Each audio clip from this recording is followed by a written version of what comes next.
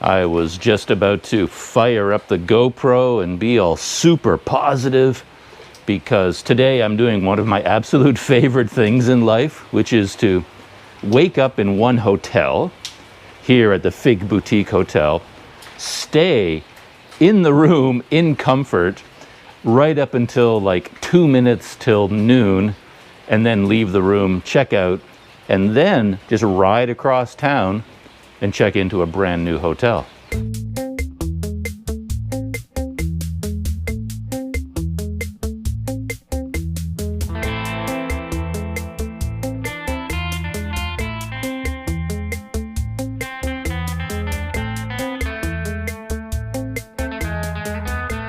So it's an amazing day because you don't have to pack up and ride for 8 hours or 6 hours or whatever to go to a new town and have all that to deal with. As enjoyable as that is, it's sometimes nice to just ride right across town and check into a new hotel, which is what I'm doing. And I'll get there in a minute. But I swear the rain clouds are monitoring me and they can actually read my mind, because literally the second I walked out the door of the Fig Hotel, it started to rain again. Luckily, it's not a heavy rain, so I'm still just going to go, I think. But as you can see in that puddle over there, and from the skies around me, the day is not going to change very much. This is just basically going to rain all day. So if you had to choose a day for the ride across town and check into a new hotel move, this is the day to do it. This place, I'm not so clear on the name anymore. It's the Pea Resort Hotel, and the P could stand for paradise, so it could be the Paradise Resort Hotel. But I've also seen it listed as the Pea Paradise Hotel, the Pea Paradise Hotel Resort, all kinds of names. But it's got a P in there somewhere and a resort in there somewhere. I went to check it out yesterday, and it's really my kind of place. It's a low-budget guest house, no frills. Of course, no matter how far you're going, whether you're going across town or across the country, you still have to pack up exactly the same way. So I've got my full pack here. The only thing different now is that it's longer, because this is all my usual stuff up to here. And then this end bit, that's my new kettle. Luckily, there's lots of room in my backpack yet, so I was able to fit my new kettle in there easily. Oh, I love that kettle. It's been so nice to have.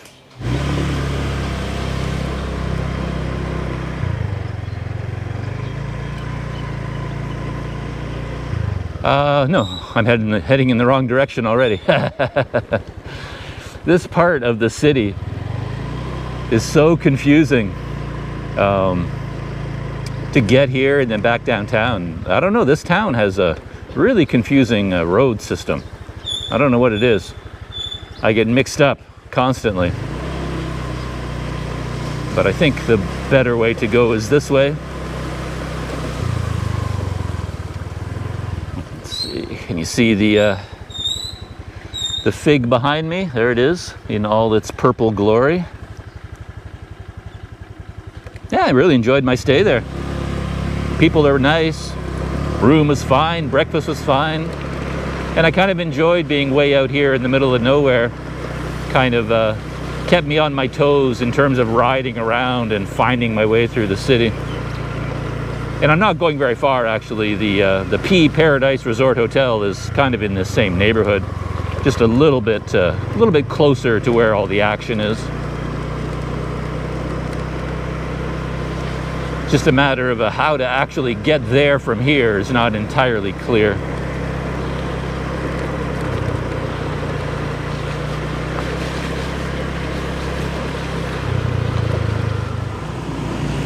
Now aiming the GoPro forward to capture my U-turn, and then my arrival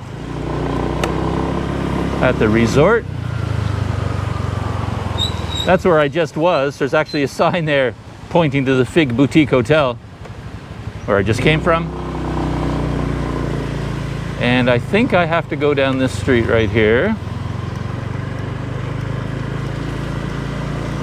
As you can tell, I'm not going very far. In terms of budget guest houses, the options here seem to be a toss-up between the Pea Resort Hotel and a place called the 3J Guest House. Both of them are sort of in the 300 to 400 baht per night range, depending on your room. And here it is right here already.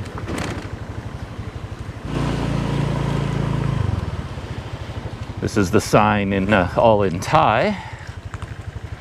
And I was pleased when I came here yesterday. I saw the sign that said 350 baht. And when you ask at the front desk, they say, well, that is the price, 350 baht. There's no bait and switch here. And over here, okay, it says up on this sign up above me, welcome to Pea Resort Hotel. So I think the P stands for paradise. So as I said, it's got a nice, wide open, welcoming feeling to it. Here's the office on the left where you check in and pay. And the room they showed me yesterday was over here, one of these purple rooms. As you can see, it's kind of like a motel. You just got all these parking spots right in front of the rooms. And there's some turquoise ones over there. And these ones over here, a little bit smaller groupings of rooms over here on the left.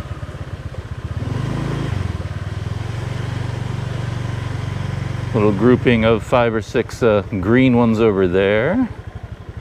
You have your choice of colors. The whole rainbow is here. Look at this. There's the grand tour of the outside. Yeah, nice place, eh? It's just sort of my kind of place. The thing about the 3J, it's more of a classic backpacker, traveler, hostel style guest house, I think. Very funky decor on the inside, interesting owner, speaks English, knows a lot about the area, probably set you up on tours, that kind of place. But it looked a little bit more claustrophobic from the outside. And the rooms didn't seem as good of value. I think the 350 a night room was included just a shared bathroom. So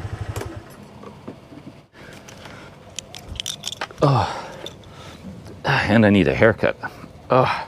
Been thinking about this haircut for a long time, but it's just one of those chores I dislike. I never get around to it. And this is the inside of the lobby here for the hotel. Little lounge area there for guests to wait, I guess. And some seating over here. Oh, look at that. Microwave and a kettle. And there's the front desk. And it also has the sign. So that, I guess that is the official name there, Pea Resort Hotel. And it looks to be a family-run operation. There's a portrait photograph on the wall, and I'm assuming that's the owner and the family as a whole. Right there.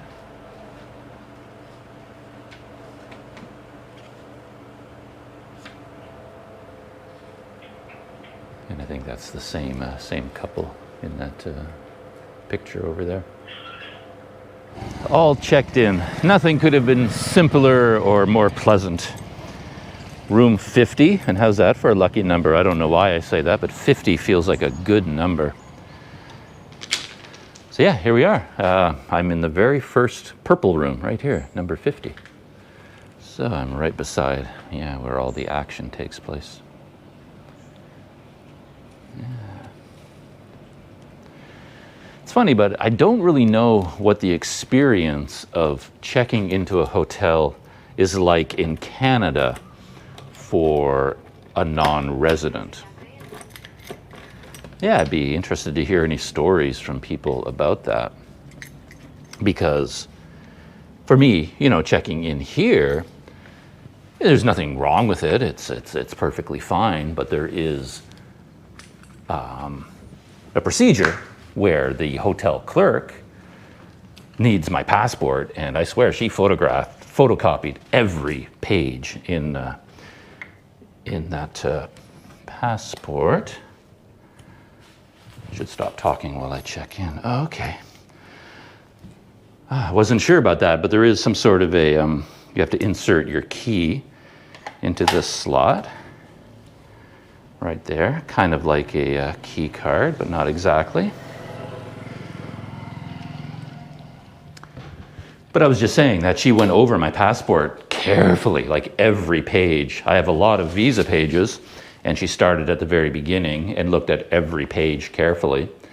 And then she took photocopies of most of the pages. She even took photocopies of pages that have nothing to do with me, just the standard passport pages that everybody has. And I happen to have my Pfizer vaccine appointment slips inside the passport. She took copies of that. And then, of course, she needs my phone number. And it just felt like she was looking very hard at me to see whether I was the kind of person they want staying at their hotel. And I just wonder, would that happen to a tourist in Canada? Like, do they even know when you check into a hotel that you're not a Canadian? I mean, how would they know? Unless you told them you're a tourist from Japan or a tourist from Thailand, they wouldn't know. Everyone looks like everyone else in Canada, you know. There's no typical Canadian look, so they couldn't tell you were non-Canadian just by looking at you. But here, of course, they can. So yeah, it's a different atmosphere. Anyway,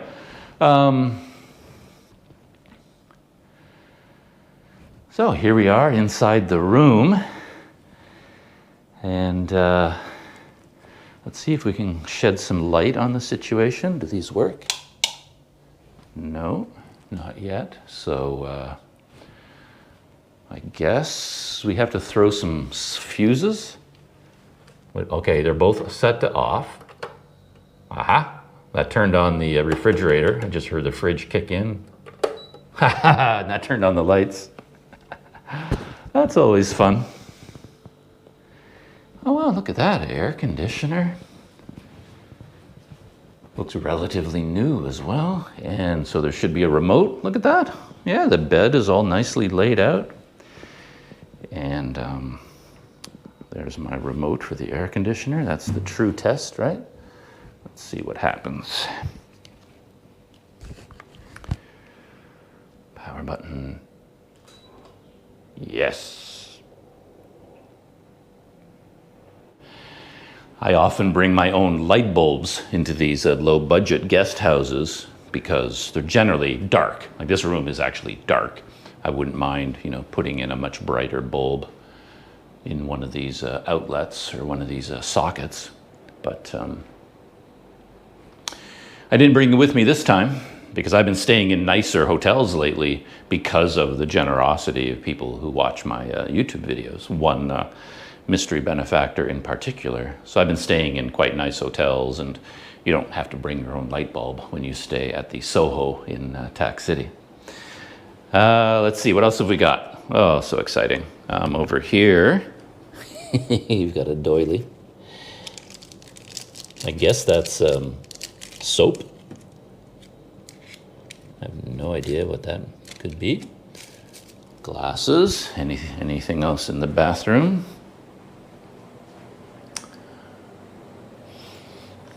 So, pretty basic in here. All I care about is whether there's water or no water. And there is water. And whether there's hot water, cold water, all of that, I don't really care. So I'll find out when I take my first shower.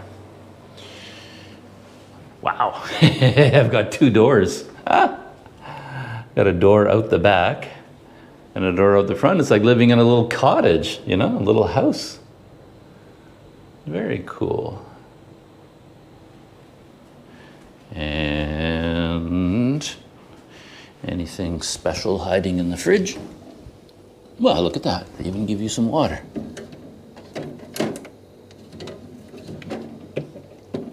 Leave that in there, let it get nice and cold. And from all the reviews that I read, the one consistent knock against this place has always been that the mattress is rock hard. So let's find out what's going on with the mattress. Won't matter to me whether it's hard or soft, but let's see.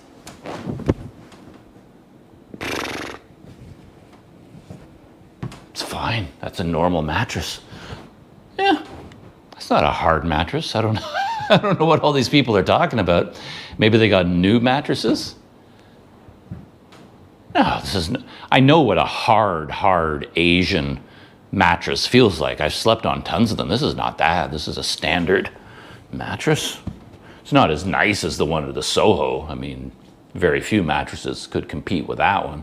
And it's not as nice as the one even at the Fig, but that's perfectly nice. I mean, as a typical guy looking around, I mean, it's not my decor, obviously.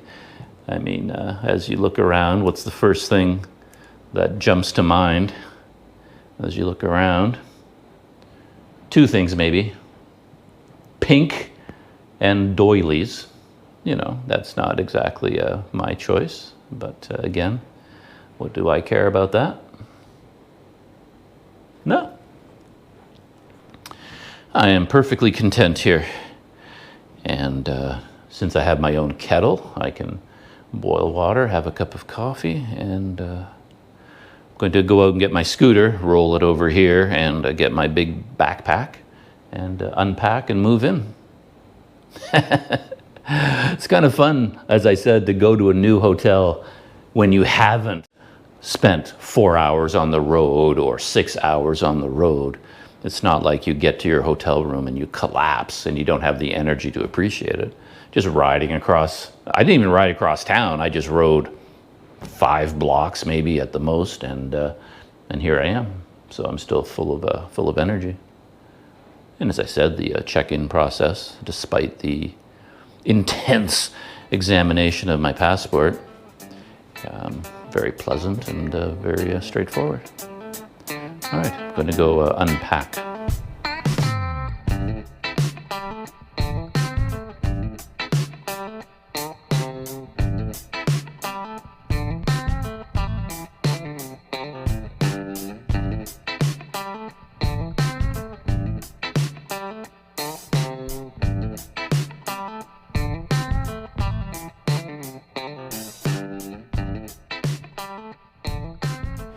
And I think we've come to the end of the check-in and unpack, move-in portion of our day.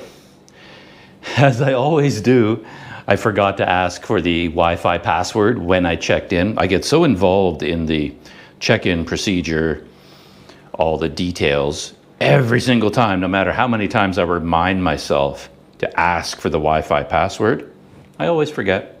And this time I forgot again. So I had to go back to the desk and ask for the password, and I got it, and I seemed to be connected to the internet. At least I was in the office. We'll see whether I still have a connection here in the room. I hope so. So I've got my coffee station over here next to the fridge. Got my new kettle, look at that. Plugged in, made my first cup of coffee. And I've got all my electronics and a charging station over here with my bags and all of my camera gear there. And I always like to have a little table, like bedside table, on the right side of the bed, because that is where my coffee goes. And when I'm sitting on the bed, the coffee is on my right side, because that's, you know, what I drink with, so I can drink, put it down on the table, pick it up, put it down. So I always like to have a little table right there. And then I've got all my important electronics starting to be arrayed beside me there. So there it is, all moved in, happy as can be. I think for some people, maybe security would be a concern here, because these doors and the locks would not stop a determined toddler. You know, a good kick against the door and then they would just pop open. So if you have a life that involves a lot of valuables, you probably would not want to leave them in this room if you were concerned about that. Other than that, one weird thing is it does have this put your key in the slot system over here. So I did that. And yet, when I went to the office, I removed it to take my key with me, of course, to lock the door. But when I came back, everything was still running. The air conditioner was running, the lights were on, everything was on. So I don't know what that controls, if anything. Maybe nothing at all. As I said, I was gone for a long time. I pulled that out and everything electronic just kept running.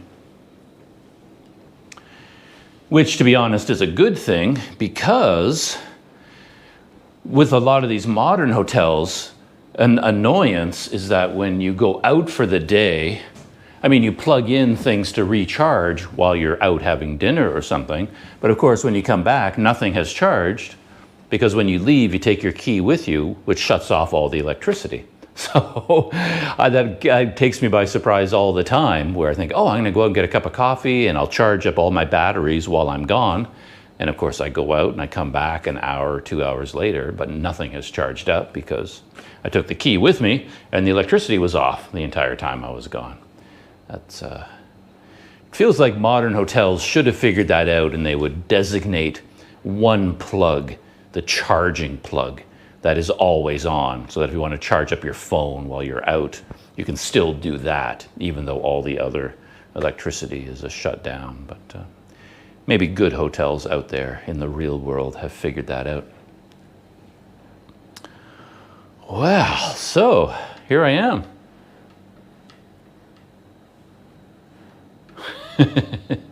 Surrounded by pink. It's burning my retinas. Yeah, that's pretty funny. And I think that that'll be the end of the video too. This is just, as I said, a quick hop from one hotel to my new hotel. As I said, I paid for 2 nights, so that will be tonight and tomorrow night. So today is going to be kind of an indoor day because it's pouring rain, and I have tons of stuff to do as far as a YouTube and other tubes and Instagramming and stuff like that are concerned. So I can happily putter around with that all day today. And then tomorrow I'll go out exploring. And then maybe the day after get on the road, either back to Mesot or continuing on up to Sukhothai. We'll see how that goes. All right, gonna settle in and enjoy my coffee, and I'll see you in the next video.